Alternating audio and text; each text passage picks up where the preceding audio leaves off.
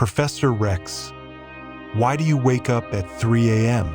Do you often wake up at exactly 3 in the morning? Look at the clock and wonder why this keeps happening? Not once, not twice. Every night, as if someone inside you had programmed a silent alarm clock for that specific time. And you lie there, in the dark, eyes open, trying to understand what's happening to you. If this sounds familiar, you need to listen to what I'm about to say, because what's happening in your body right now isn't random. It's not a coincidence, and it's definitely not a sign that something terrible is wrong with you, but it's also not something you should ignore. I'm Professor Rex, and today we're going to delve deep into this mystery that affects tens of millions of Americans over 60.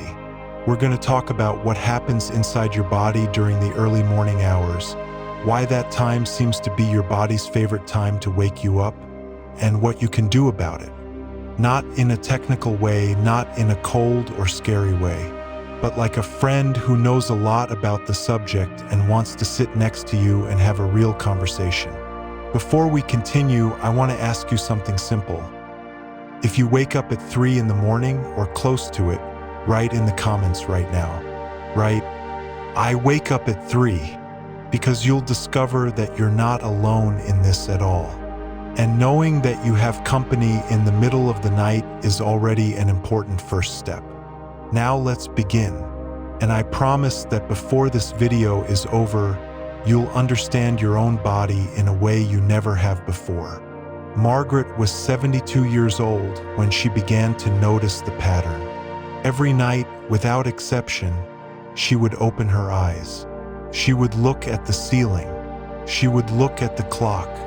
3-something, sometimes 3 and 2, sometimes 2:56, but always at that window, in that dark interval between dawn and sunrise. At first, she thought it was stress. She had just lost her husband after 44 years together.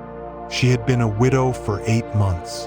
Obviously, she was sleeping badly, but the months passed. The pain lessened. She started smiling again. She went back to the garden club. She restarted her life, little by little, with dignity. And yet, every night at 3 in the morning, the same awakening, the same roof, the same silence. When she finally mentioned this to the doctor, he said something that surprised her. Margaret, your body isn't suffering. It's communicating. The question is, can you hear what it's saying? That's the question we're going to answer today. Because there's a reason, sometimes several reasons at the same time, why your body chooses that exact time to wake you up. And the first thing you need to understand is that the sleep of a person who is 60, 70, or 80 years old is fundamentally different from the sleep of a person who is 20 or 30. Not because it's worse, not because it's defective, but because the human brain over the decades adjusts its internal rhythms in ways that most people never notice. Think of your sleep as a symphony. When you were young, this symphony had long, deep, sustained movements. You would drift into deep sleep and stay there for hours. Your body would recover. Your brain would process memories. Everything happened calmly in generous cycles. As the years go by, this symphony begins to change. The movements become shorter. The pauses become more frequent. The cycles of light sleep become longer in relation to the cycles of deep sleep. And instead of a continuous symphony, your sleep begins to look more like a series of smaller musical pieces, separated by brief intervals of consciousness. This isn't a disease, it's biology. And that's the primary reason why so many people over 60 wake up in the middle of the night. But why exactly 3 in the morning? Why not 2? Why not 4? This is where things get really interesting. And I want you to pay close attention to this point because it completely changes how people understand their own bodies. Your body functions according to an internal clock called the circadian rhythm. You've probably heard of it. But what most people don't know is that this clock isn't just one. It's actually dozens of smaller clocks spread throughout every organ, every system, every cell in your body. The liver has its own. The lungs have theirs. The heart has its own. And they are all in constant communication, trying to work in sync. And what happens between 2 and 4 in the morning? That's when several of these internal clocks reach a critical transition point. The body is preparing to end the nighttime recovery processes and begin very slowly to prepare for the morning. Body temperature reaches its lowest point. The nervous system makes adjustments. Hormones begin to move. It's a biological crossroads. And for people over 60, this crossroads can make light sleep become too light, light enough that anything, a thought, a physical discomfort, a hormonal fluctuation, is enough to break through the surface and wake you up. But what exactly is causing this disruption? Because it's not just the biology of sleep. There are other factors, and some of them will surprise you. Let's talk about melatonin. You've probably heard that melatonin is the sleep hormone. It's produced by the pineal gland, a small structure in the center of your brain, and is released in response to darkness. When the sun sets, melatonin levels begin to rise. It signals to the body that it's time to rest. The problem? With aging, melatonin production declines significantly. A 20-year-old naturally produces much more melatonin than a 70-year-old. Much more. And this affects not only the ease of falling asleep, but also the quality and depth of sleep throughout the night.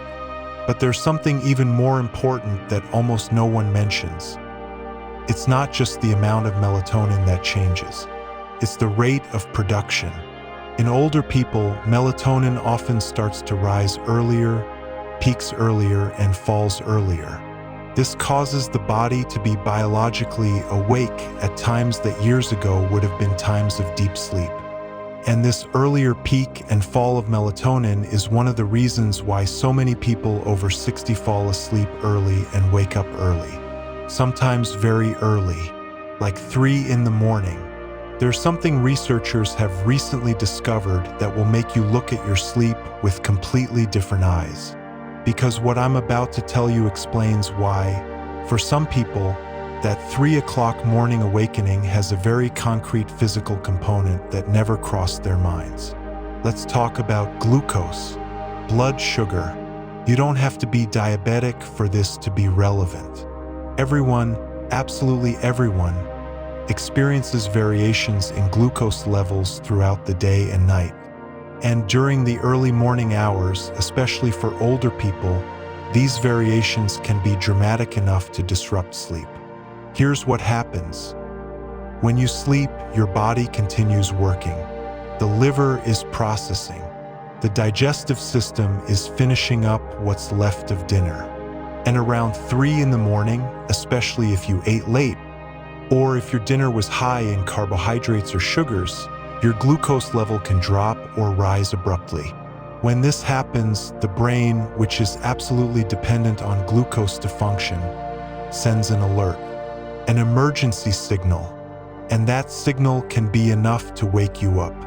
James was 78 years old when he discovered this. A Vietnam War veteran, an Iron Man, as he liked to say. He had been waking up at 3 every night for almost 3 years. He was convinced it was stress, old memories returning in the early hours. But when he started monitoring his blood sugar with the device his doctor had prescribed for mild diabetes, he noticed something extraordinary. Every time he woke up at 3, his glucose level was unstable, sometimes too low, sometimes higher than it should be at that time. James' solution was surprisingly simple. He changed his dinner time from 8 to 6 in the evening. He reduced his evening white bread. He added a small portion of protein before bed, a handful of nuts, sometimes a boiled egg. Within 3 weeks, the 3 a.m. pattern had decreased dramatically. It didn't disappear completely, but it went from every night to once or twice a week. This doesn't mean you have to do the same thing. Every body is different, but it does mean that what you eat at night and when you eat it could be telling you things at 3 in the morning without you even realizing it. Now I need to talk to you about something that many people are reluctant to discuss. Not because it's shameful, but because it's uncomfortable to admit. I'm talking about the silent anxiety that lives in so many people over 60. It's not the dramatic anxiety of the movies. It's not panic. It's not trembling and a racing heart. It's something much more subtle. It's the quiet worry that settles in when you're lying in the dark and the silence gives space to thoughts that you keep occupied during the day. Worries about health, about money, about children and grandchildren who are far away, about the fear, never fully articulated, of losing independence, of becoming a burden to the people you love. This type of anxiety doesn't need to be intense to disrupt sleep. It acts gradually, like a low but constant volume that never allows sleep to become deep enough. And at 3 in the morning, when sleep is naturally lighter, this low volume is enough to break through the surface. You know what moves me about this? It's that most people who live with this 3 in the morning awakening carry a burden they've never told anyone. They wake up in the dark, feel that familiar sensation of being alone in the world, and stay there, waiting for sleep to return. Sometimes it does. Sometimes it doesn't. If I could sit beside you right now, I would say something important. What you are feeling at that moment is not weakness. It is humanity. It is the heart of a person who has lived a lot, who cares a lot, who carries a lot. And your body at that exact moment is asking you to listen. But there's something most people don't know about the relationship between the brain and these repetitive awakenings. And that completely changes the strategy for dealing with them. The human brain is a pattern expert. That's what it does best. It identifies sequences, creates associations, and then begins to anticipate. This is wonderful when it comes to useful skills, but it can work against you when it comes to sleep. When you wake up at 3 in the morning often enough, your brain starts to expect that awakening.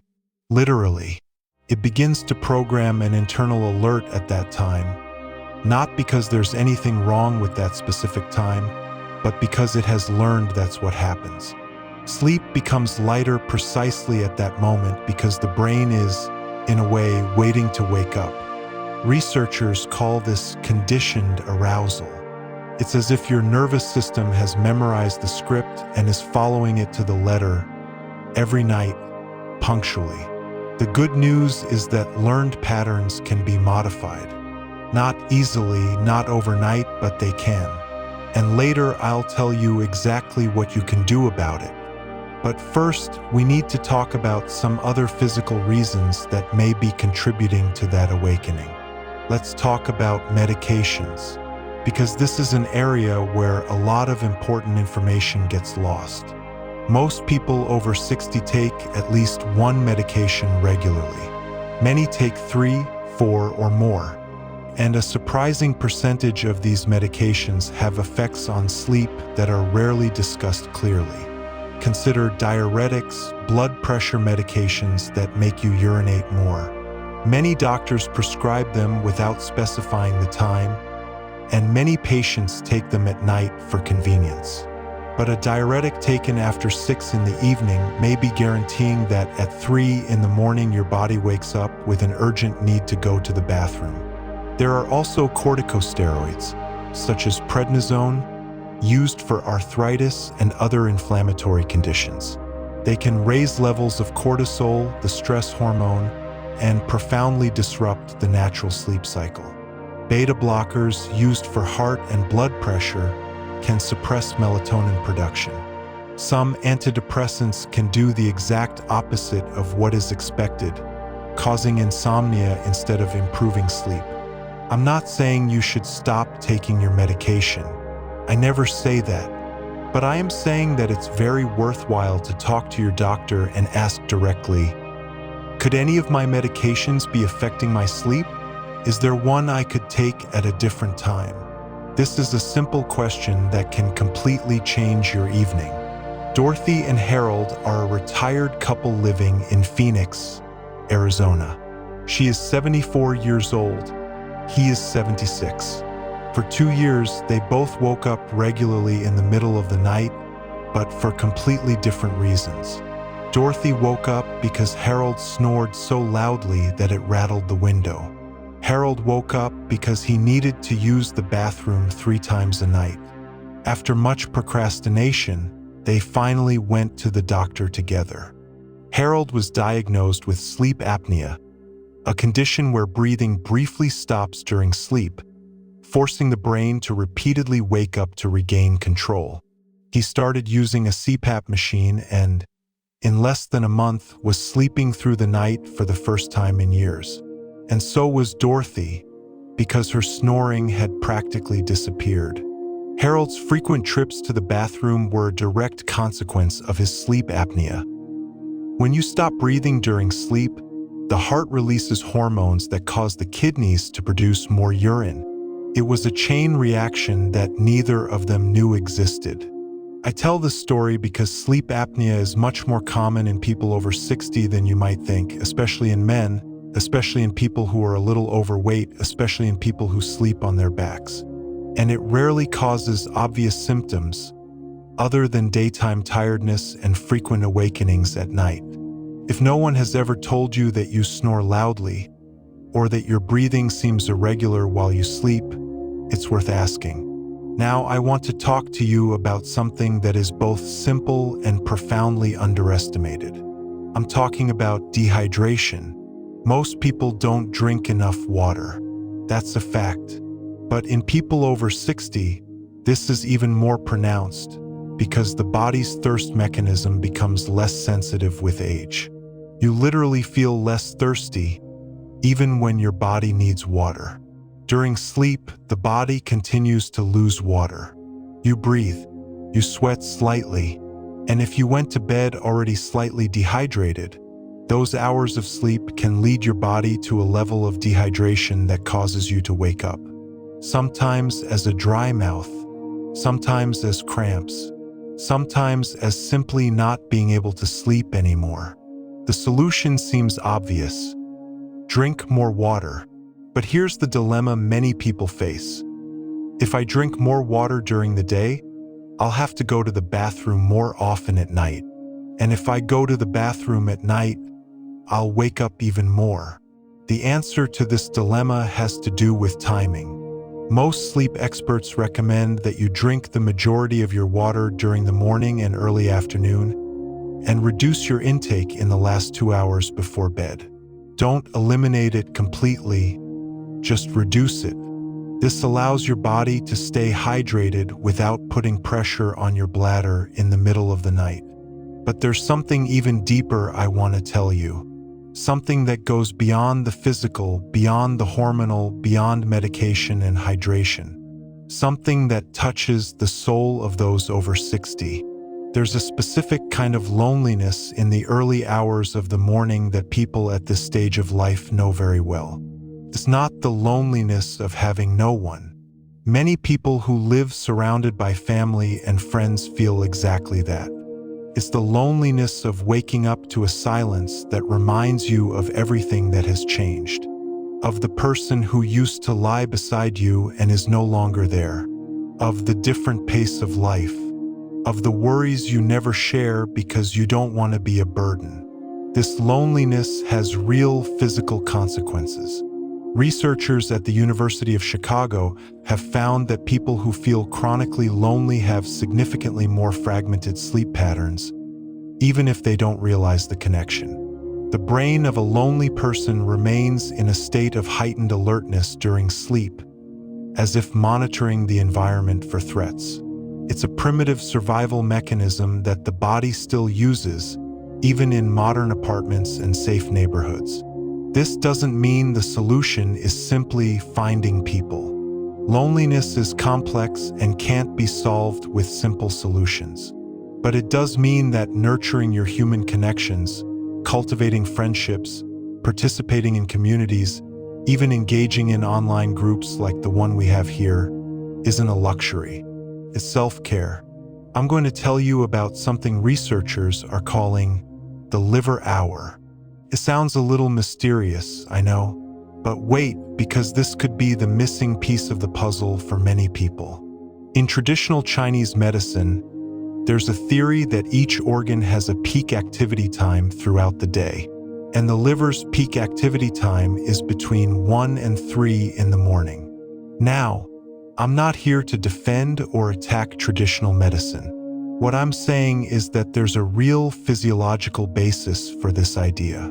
The liver is, among other things, a processing and detoxification organ. It works intensely during the night, processing what you ate and drank, regulating blood glucose levels, producing essential proteins, and filtering substances from the blood. And between 1 and 3 in the morning, especially in people with an overloaded liver, whether due to diet, medication, alcohol consumption, or simply conditions like fatty liver, this intense process can create enough disturbances to disrupt sleep. I'm not saying that waking up at 3 in the morning means you have a serious liver problem. In the vast majority of cases, that's not the case. But I am saying that if you tend to eat heavily at night, if you drink alcohol regularly, even if it's just a single glass of wine, if you take several medications that affect the liver, these combined factors may be putting an extra strain on your body at a time when it needs rest. One of the most common patterns that sleep specialists identify in older people is the relationship between alcohol and nighttime awakenings. Many people believe that a glass of wine before bed helps them relax and fall asleep. And it's true that alcohol has an initial sedative effect. But what happens afterward is the opposite. While the body metabolizes alcohol, especially between 2 and 4 hours after consumption, a phenomenon called the rebound effect occurs. The nervous system, which had been depressed by the alcohol, enters a state of hyperactivity to compensate. Sleep becomes shallow. Nightmares become more common, and waking up, especially around 3 in the morning, becomes much more likely. So that glass of wine that seemed to be helping you might be exactly what's waking you up 3 hours later. Now let's talk about something that affects almost every American over 60 and has a direct connection to sleep that very few people know about: chronic inflammation. With aging, the immune system undergoes a change that scientists call inflammaging, a combination of the English words for inflammation and aging. The body begins to produce consistently low levels of inflammatory substances, even in the absence of infection or injury. It's as if the immune system is slightly overactive all the time. This chronic, low-grade inflammation is associated with virtually all common age-related conditions: arthritis, heart disease, type 2 diabetes, cognitive decline. But it also disrupts sleep in very specific ways. Inflammatory substances, called cytokines, interfere with natural sleep cycles and can create a state of physiological alertness that prevents deep sleep. It's not pain that wakes you up. It's not obvious discomfort. It's simply a general state where the body is not completely at peace, and this state is enough to maintain light sleep and frequent awakenings. What fights inflammation? Mainly things you already know are good for you. A diet rich in vegetables, fish like salmon and sardines, olive oil, fruits with antioxidants like blueberries, regular exercise of moderate intensity, quality sleep, and interestingly, positive social connections which have a measurable anti-inflammatory effect on the body. But there's an inflammatory factor that almost no one mentions in conversations about sleep: oral health. Problems with teeth and gums, especially periodontal disease, are significant sources of chronic inflammation. And periodontal disease affects most Americans over 65. If you don't visit the dentist regularly, this could be a piece of the puzzle affecting not only your smile but your sleep. We also need to talk about television. I know you probably don't want to hear this, because watching TV before bed is a comforting ritual for many people. It's familiar, it's reassuring, it's a way to distract yourself from your thoughts before closing your eyes. But here's what's happening while you're watching television in bed. The light emitted by the screen, especially blue light, is sending a signal to your brain that it's time to wake up. The pineal gland, that small structure that produces melatonin, responds to blue light in the same way it responds to sunlight. It reduces melatonin production. So while you think you're relaxing and getting ready for sleep, your brain is being tricked into thinking it's still daytime. The melatonin that should be rising doesn't rise as quickly or as high as it should. And the result hours later is sleep that never got deep enough, making it easier to wake up at 3 in the morning. The standard recommendation is to avoid screens for at least an hour before bed. I know that sounds impossible for many people. If you can't do that, consider wearing glasses that block blue light or activating night mode on your device, which reduces blue light emission. It's not perfect, but it's better than nothing. Now I want you to think about something with me.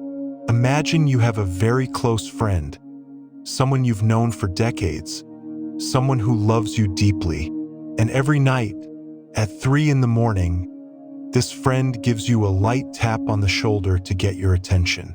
You wouldn't get angry with him. You would ask, "What's going on? What do you need? What are you trying to tell me?" This is exactly what your body is doing when it wakes up at 3 in the morning. It's not sabotage. It's not a malfunction. It's communication.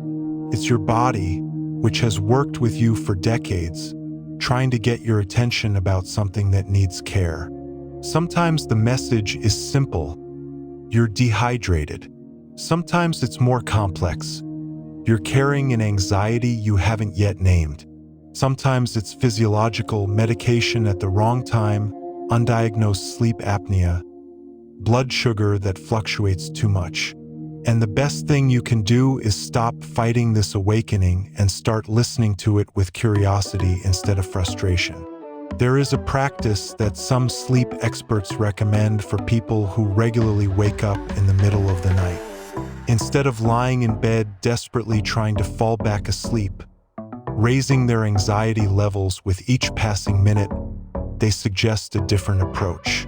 If you've been awake for more than 20 minutes and can't fall asleep, get up. Go to another room. Do something quiet in dim light, not in bright light. Read a book. Write down some thoughts in a notebook. Listen to calming music with headphones so you don't wake anyone. Drink some chamomile tea. And after 30 to 40 minutes, when you feel sleepiness returning, go back to bed. This may seem contradictory. If you're sleepy, you sleep. If you're not sleepy, you don't stay in bed. The idea is to train the brain to associate the bed exclusively with restful sleep and not with the effort of trying to fall asleep. But let me be honest with you. This technique works well for some people and not for everyone, especially on cold winter nights, especially when the loneliness of the early morning is already difficult enough without adding the loneliness of being in another room. It's not a universal solution. It's a tool that may or may not work for you. What I'm about to tell you works for almost everyone. And it's simple. So simple that many people overlook it thinking they need something more sophisticated. It's about the consistency of sleep schedules. Your circadian rhythm functions much better when it has a pattern to follow. Sleeping and waking up at the same times every day, including weekends and days when you have no commitments, synchronizes your internal clock and significantly improves overall sleep quality. The temptation when you've slept poorly is to try to compensate by sleeping more the next morning or taking a long nap during the day. These strategies seem to make sense, but they usually worsen the cycle. They desynchronize the internal clock and make the following night's sleep even more fragmented. A short nap of 20 to 30 minutes in the early afternoon can be beneficial for some people. But long naps after 3 in the afternoon almost always interfere with nighttime sleep. Now I want to talk to you about something that rarely appears on lists of sleep tips, but that has a huge impact: the room temperature. The human body needs a drop in temperature to initiate and maintain deep sleep. That's why you naturally feel sleepier in cool environments. The ideal temperature for sleeping is around 67 to 70 degrees Fahrenheit for most people, although this varies individually. With aging, the body's temperature regulation becomes less efficient. Many older people tend to feel colder during the day and hotter at night, especially postmenopausal women who deal with hot flashes. These night heat episodes can be enough to disrupt sleep at critical times, including around 3 in the morning. Simple strategies like using lighter bedding, keeping a window slightly open, using a fan, or investing in breathable sheets can make a surprising difference in sleep quality. But there's one detail I want you to take with you today. A detail that changed the perspective of Margaret, the 72-year-old widow I mentioned at the beginning. What her doctor said stayed with her. Months after that appointment, she returned to the doctor's office for a routine visit. The doctor asked how her sleep was. She smiled and said that she still woke up at 3 sometimes, but that she had stopped fighting against it. She had started using that time to write letters to her grandchildren, real letters on paper. She had started praying. She had begun to simply allow herself to exist in that silence that had previously frightened her. "I didn't cure the awakening," she said. "I learned to befriend it. This is not resignation. It's wisdom, and it's exactly the kind of wisdom that comes when you're over 60 and have learned that not everything in life needs fixing to be lived well." Now, there are situations where waking up at 3 in the morning requires urgent medical attention. I want to be clear about this because I'm not here to be careless with your health.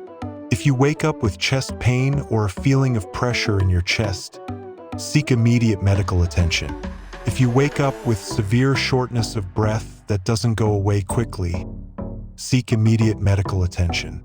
If nighttime awakenings are accompanied by intense mental confusion, seek medical evaluation.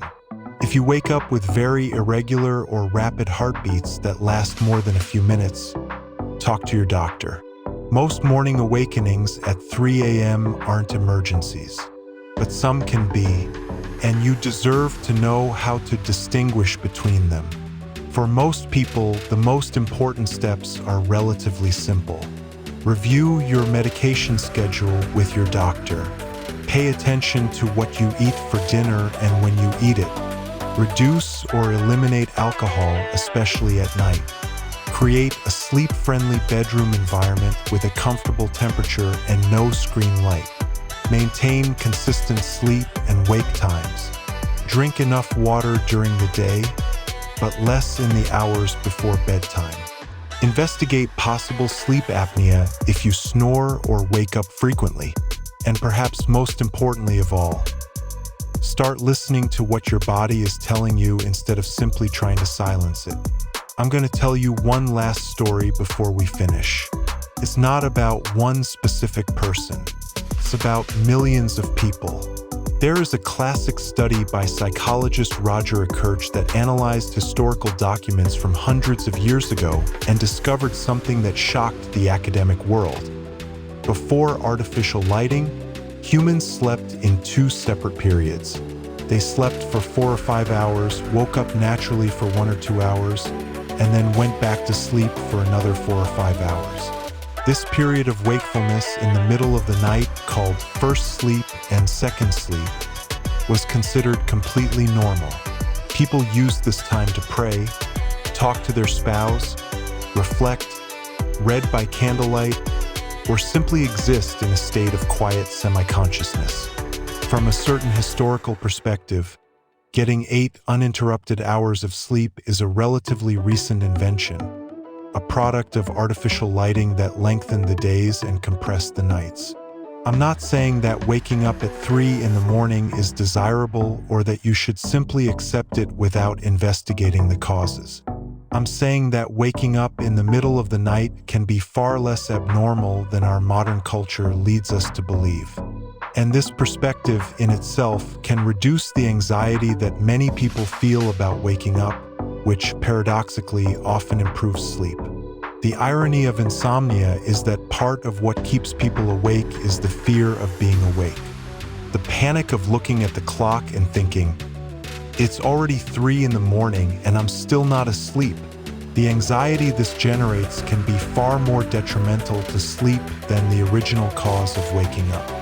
When you understand that waking up at 3 in the morning isn't a catastrophe, when you know you have the tools, that you have stories of people who have gone through the same thing, that you have a body that is trying to communicate with you in a loving and not malicious way, something changes. The night becomes a little less dark.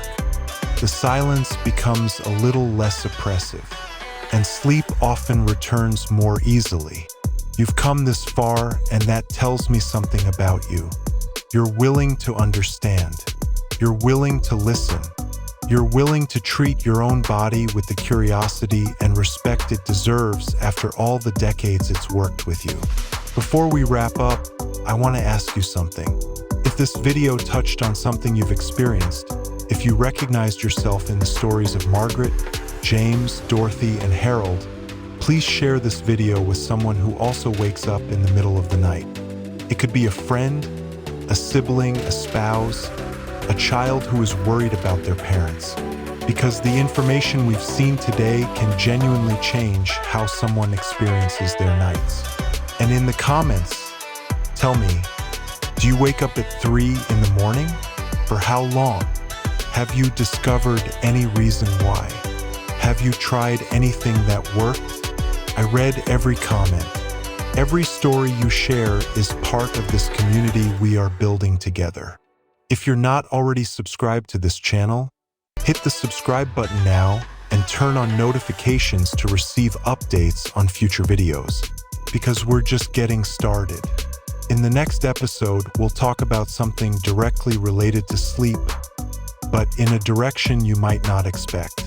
I'll tell you about what happens to the brain during the night, the extraordinary work it does while you sleep, and why sleep quality can be one of the most important factors in maintaining a sharp mind, vivid memory, and mental clarity as the years go by.